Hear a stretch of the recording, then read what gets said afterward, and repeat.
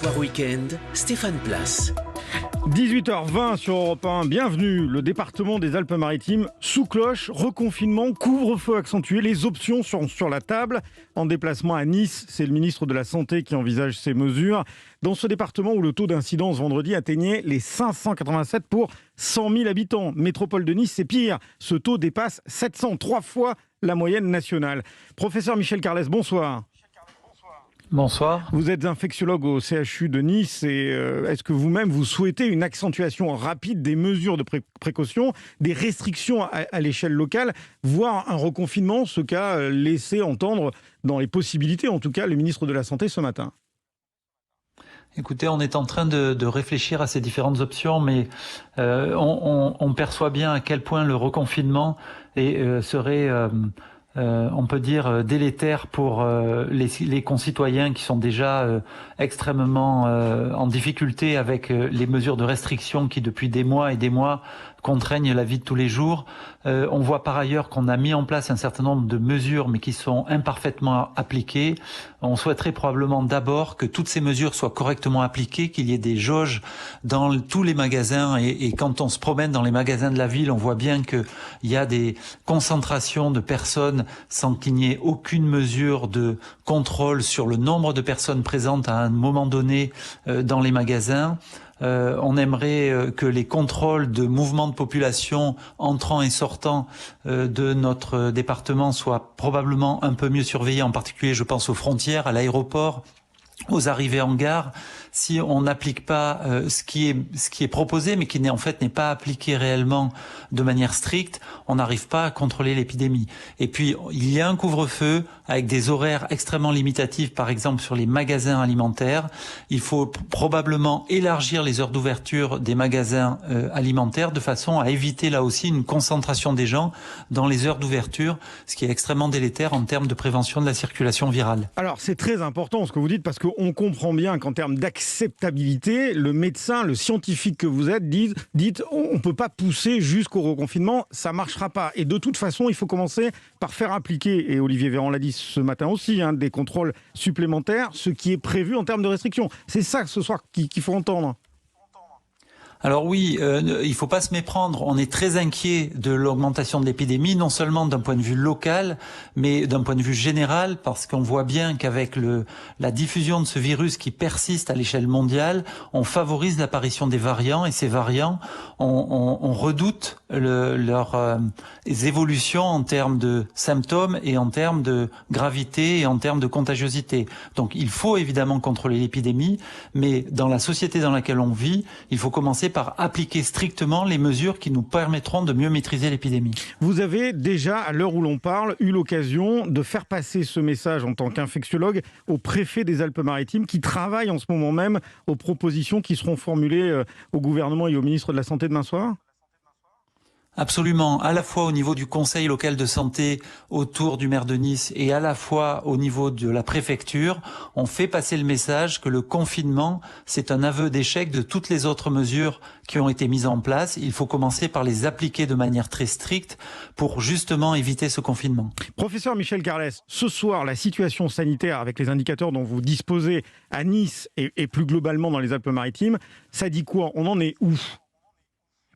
Écoutez, la situation est une situation de tension forte sur le système de soins qui s'adapte et il faut une fois de plus dire aux gens que le système de soins est là pour s'occuper d'eux et non pas dire aux gens qu'il faut qu'ils sauvent le système de soins. Mais ce système de soins, il s'adapte, on fait des ouvertures de lits, on va encore en ouvrir sur le CHU, mais aussi dans tous les établissements de santé des Alpes-Maritimes pour répondre aux besoins des patients qui se présentent. Est-ce qu'il y a une explication, en tout cas une explication dont vous disposeriez pour expliquer la situation des Alpes-Maritimes et de la métropole niçoise en particulier, où on constate cette explosion, cette flambée de Covid-19. C'est dû à quoi, si tant est qu'on soit capable de le dire ? Non, je crois qu'on n'est pas capable d'amener des explications. Ce qu'il faut savoir, c'est que probablement, premièrement, c'est un phénomène qui est multifactoriel. Il n'y a pas qu'une seule cause.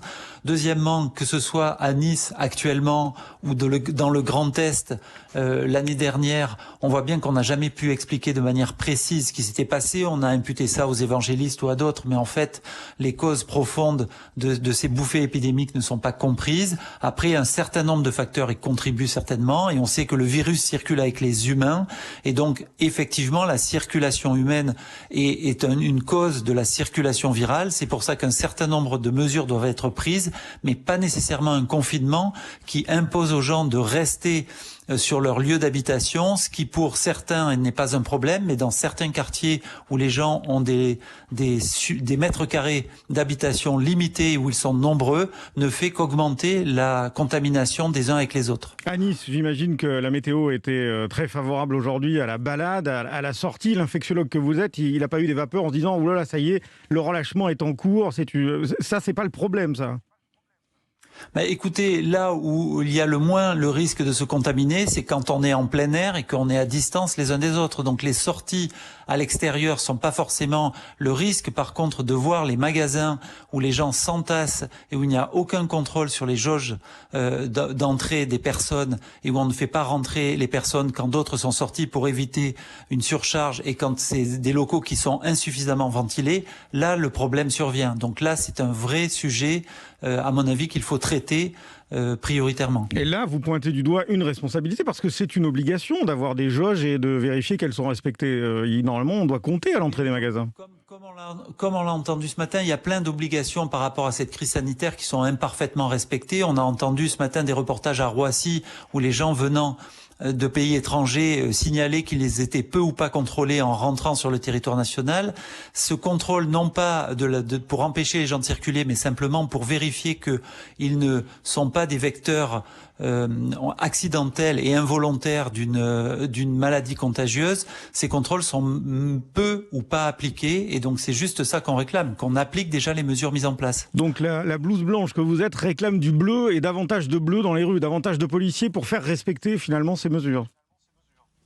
Oui, davantage de respect des mesures. Après, je réclame pas un état policier. Je réclame davantage de contrôle et d'application des mesures qui permettront de contrôler cette épidémie. Professeur Michel Carles, Olivier Véran, il a aussi annoncé des mesures supplémentaires, dont un dépistage massif dans les écoles à la rentrée. Alors à Nice, si je ne m'abuse, ce sera le 8 mars, avec des tests salivaires, l'envoi de 3500 doses supplémentaires du vaccin Pfizer dès lundi, et des milliers de doses, mais là, Olivier Véran, il n'a pas précisé le nombre exact, du vaccin d'AstraZeneca. Est-ce que vous avez des garanties sur ces annonces, sur ces approvisionnements, et peut-être des précisions ? Alors effectivement, les 3500 doses ont été très clairement dites, et donc on ne doute pas qu'elles vont être délivrées. Il faut aussi qu'on renforce l'adhésion de la population sur la vaccination. Il y a eu des rumeurs contradictoires et erronées sur le vaccin AstraZeneca, qui contribue à semer le doute dans la population et qui freine cette vaccination massive, qui est la meilleure réponse que l'on a à moyen terme pour contrôler l'épidémie. Donc il faut absolument contrecarrer ces idées fausses sur la vaccination et favoriser une vaccination la plus large possible. Et là, cette semaine, je le rappelle, les médecins généralistes vont entrer dans la danse de la vaccination. Ils vont pouvoir vacciner dans leur cabinet. Ils disent qu'ils n'auront pas finalement beaucoup de doses, mais ça peut être un facteur important, intéressant, en particulier dans les Alpes-Maritimes, j'imagine. C'est extrêmement important que la médecine de ville soit impliquée dans cette campagne de vaccination, parce que la proximité, évidemment, des médecins de famille avec leurs patients va permettre d'aider grandement à diffuser